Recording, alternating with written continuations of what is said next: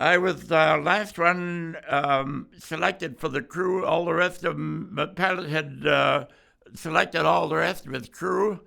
Asked me if I wanted to be part of his crew, and I liked him very well. Just talking to him for the first time, and I said, "Yes, sir, I certainly would." And then he said, "I'd be a ball turret gunner because that was the last position open."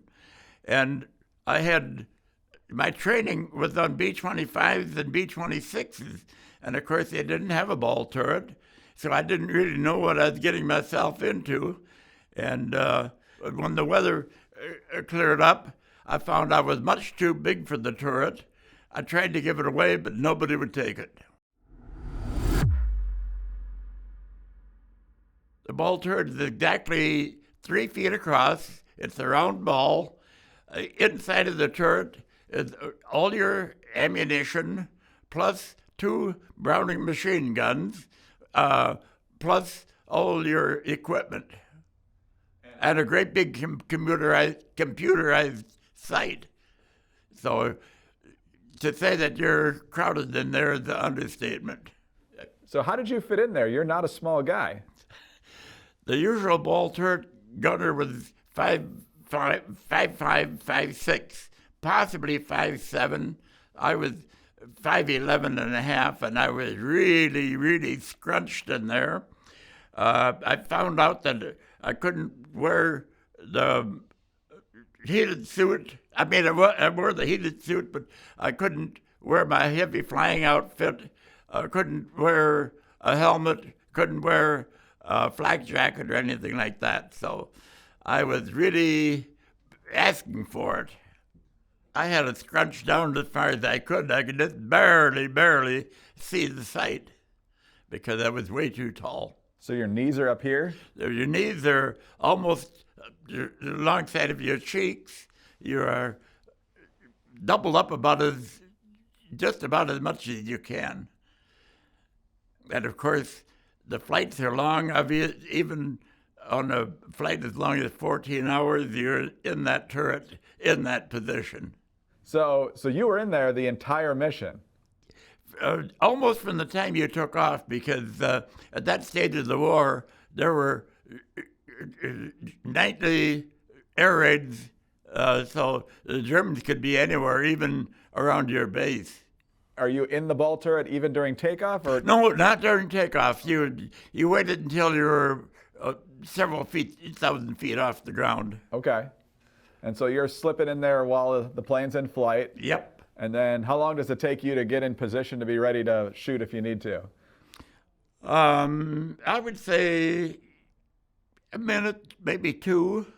Okay. That's pretty quick. Because there's a number of things you have to do before you're ready. Like what? One thing that was real unhandy was your electric heated suit had a big long cord, and you had to reach under your seat and find a socket, and when you did, then give it a half turn. And that was real difficult to do. And of course, you had to hook up your oxygen mask. You had to arm your guns. You test fired your guns, all before you were ready to go. Impressive. And you got to do all that with your knees up in your face. That's right. Not the most comfortable position. So how do you pivot the ball turret? That was very easy to do. You had 2 control handles. All you had to do is tip one way or the other, or back and forth. It was real easy to operate the turret. Okay. And if you're pivoting and shooting, do you do one with one hand and... That was a nice thing. They each had a switch, but if you had them both on position, you could fire those guns with either... you fired your gun with your thumb, by the way, and you could fire both guns with depressing either thumb. The mission is in the air, and you're facing enemy fighters. How do you organize who's shooting, or do you just shoot at whatever is coming at you? You shoot at whatever is coming at. Well, in the first place, you had a lot of training of what the enemy fighter looked like, exactly what type of fighter it was. You had to know what the wingspan was, what the length of the plane was. You had to know everything about the plane before you ever started shooting. And then, of course, the plane is moving, and hitting a moving target is harder than... It is rather difficult, especially I was on the bottom. They would always come from high and dive down through the formation, and you're flying forward at about 250 miles an hour. They may be coming against you at maybe 350 miles an hour, so the closure is very, very rapid. So you would lead the plane as best you know how and shoot the heck out of it, and that's about the best you could do. What kind of caliber gun did you have? 250 caliber machine guns. Tell me about the first time you actually had to shoot. So you have a threat to your life and to the plane, and you're engaging. Tell me about that. You're so set on it. I mean, you do everything automatically without even thinking of it. Adrenaline? Adrenaline kicks in, yes. And the funny part of it is you can be colder than heck because, the temperature dropped down to 50, 60 below zero. And you can be colder than heck, but when you were shooting at enemy airplanes, you found yourself actually sweating. We lost a good many planes. We were supposed to fly 25 combat missions before they would send you back home. I didn't know of a single crew that completed 25 missions.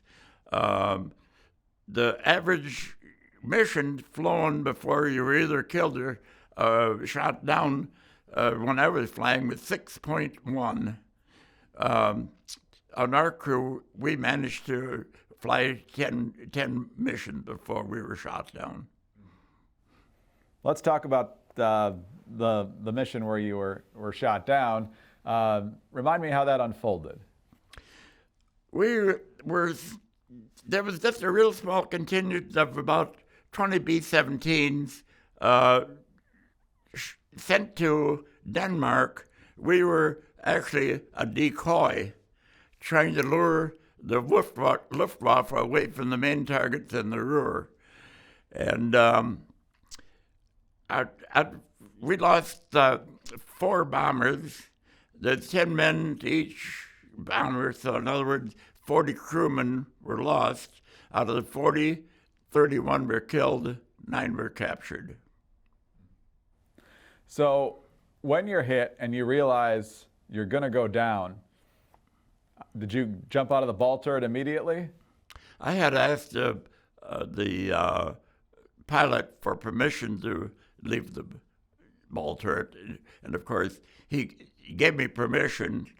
That's what saved my life because most ball turret gunners, if the plane went down, you couldn't escape in time because there was so many things that you had to do before you could get out of that turret. And of course, with the plane spinning and being on fire, the ball turret was by far the worst position to be in. During the time we were flying, it was one of the safest places to be because, number one, you were curled up in that little bit of a ball, and you weren't as big a target as somebody standing alongside of you upright. But once you were shot down, that was just about the end of you. Well, and because if you land straight on the belly, you're going to get crushed there, right? Well, that only happened a few times. There was a gunner stuck in the ball turret, and they had to come in on the belly, and of course, he was crushed to death. So when your plane was shot down, did you feel like your legs were in good shape when you had to jump out? Oh yes, I was all ready to jump out. Surprisingly, I was quite calm. I knew we were going down, but I made the best of it. I remember saying a few prayers and feeling sorry for what my parents would be going through, but that's about it. And what happened when you hit the ground?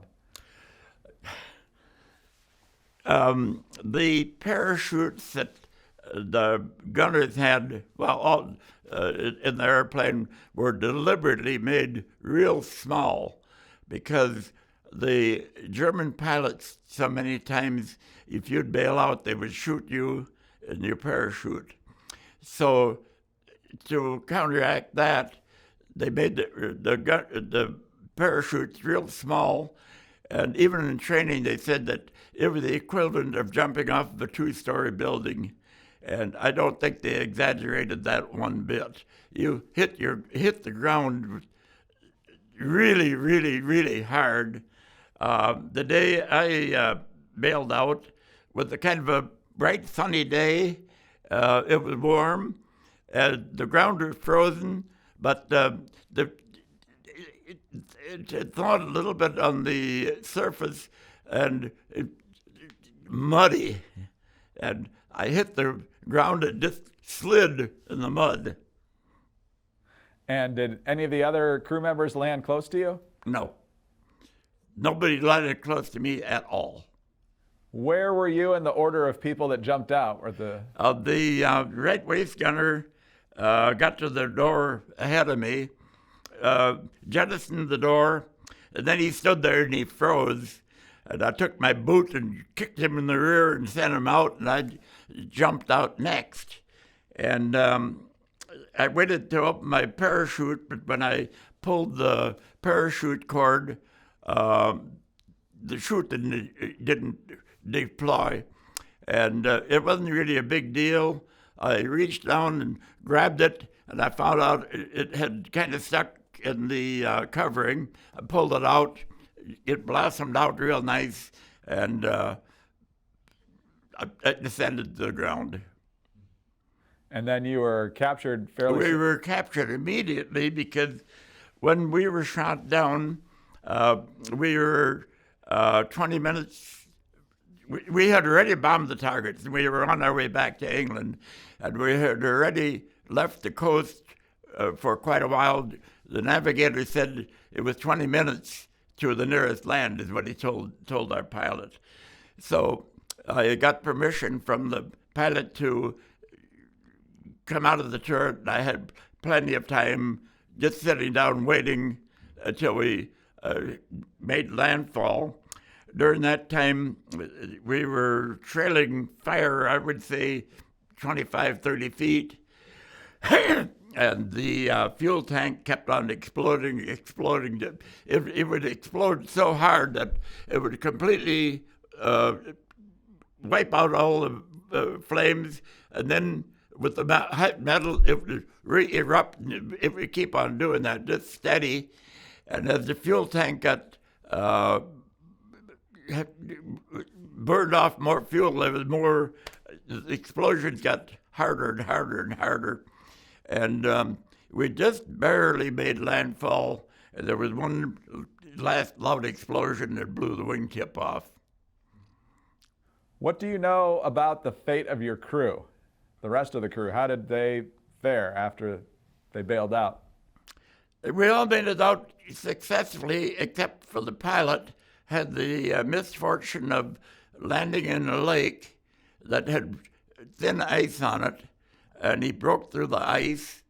There were some Danish people there tried to rescue him. The Germans wouldn't allow it. They let him die, and then when he was dead, then they made the Danes go out and get his body. Wow. Now, I know we've talked about your prisoner of war experience. Are there any particular stories from your crew members that you later learned about their experience? Well, for the most part, in Solid Lift 6, we were all together. It was after the Haida crew run that a couple of them got separated from us, but we all had about the same experience. And I remember from our previous conversation about the interrogation. The interrogation was absolutely horrible. You want me to explain it to you again? Yes. In the first place, you didn't have anything to eat, and it was about the third or the fourth day that you hadn't had anything to eat, so you were starving. You were in a room with about 500 other airmen that had also been shot down within the last couple of days. There, in the background, you heard all kind of horrible noise, like beating, people crying out in pain, asking for mercy, and even an occasional gunshot. And when you sat there for hours listening to that, just all those horrible sounds, you didn't know what to expect, except you knew it was going to be torture. And when my turn came, by the way, when they take out a prisoner after they got done interrogating, he never came back to the room. It was a one-way trip, so you never knew what happened to him. When my turn came, there was this squatty-looking guard. If Hollywood would have picked him for a role, they couldn't have done a better job. He only had one arm. He carried what we call the burp gun in another. It's kind of like a Thompson machine gun. And first thing you noticed, he had a great big scar right through his face where even his eye was missing.